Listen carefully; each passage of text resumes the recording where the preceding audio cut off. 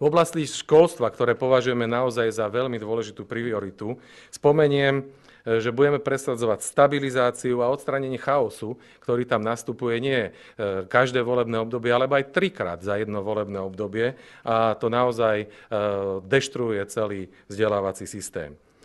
Zvýšenie platov učiteľov o 100% počas nasledujúcich 4 rokov a vybudovanie takých osnov, ktoré budú odrážať spoločnosť a systém, v ktorom žijeme.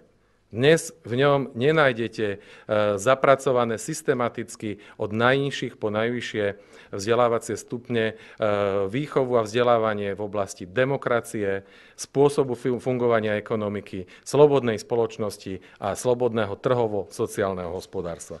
To všetko do tohto programu treba dostať.